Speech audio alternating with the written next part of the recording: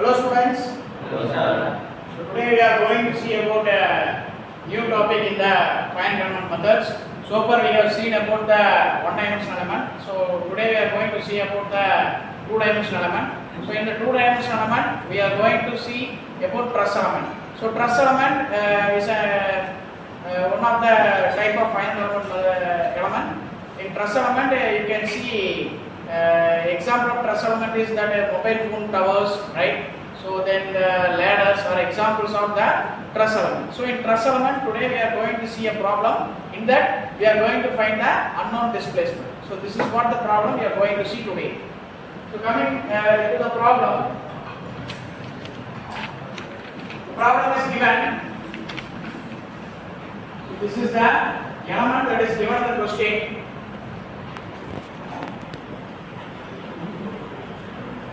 So this end is fixed so that the link cannot move forward or backward or top and bottom. So this is a multi-dimensional, that is two-dimensional element.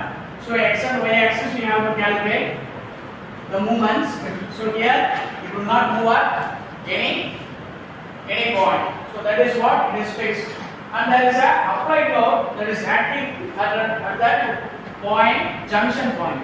So here there is a load acting in the element. So the given load is, according to the question, it is 12 kilonewton. So this is what the load acting. And in the question itself, they have mentioned that this link is link number 1 and this one is link number 2. So this is what the given. So this after considering this diagram, you have to see about the measurement. So here the measurement is given as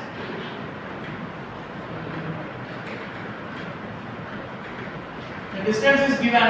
So this distance is how much for? 400 mm. And the height is 300 mm. And the length is 500 mm. So this is what the given data. So what you have to do is, first you have to find the values. So let us see one by one. So before going into the problem, we must know what are all the nodal points, right? So there are imagine this is a link. So how many nodal points will be there in a link? Two. There are two links. Am I right? In a particular link, there are two nodal points. This is one end and this one is another end. Likewise, this problem there are two links. So you have to identify what are all the nodal points. So this one is named as nodal point 1, and this one is nodal point 2. This end is nodal point 2 and this end is nodal point 3.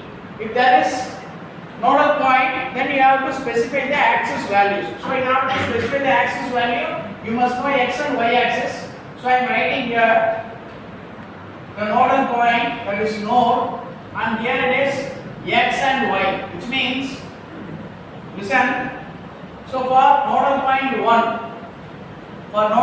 1, the axis value will be 0, 0. So this we have to take it as a reference or a origin, right? Then for nodal point 2.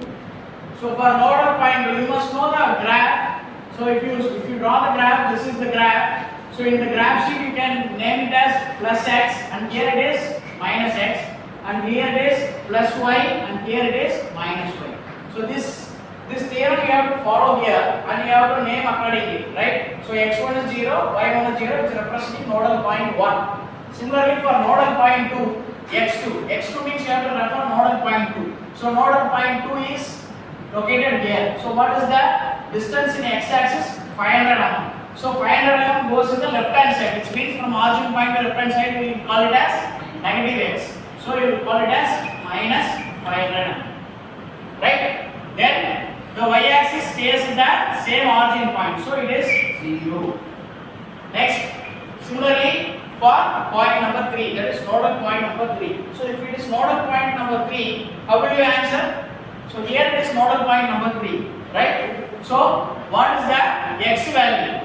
X value is from origin to right hand side. Origin to right hand side is positive x, that is 400.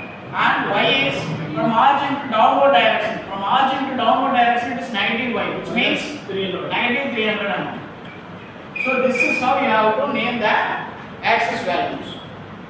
10.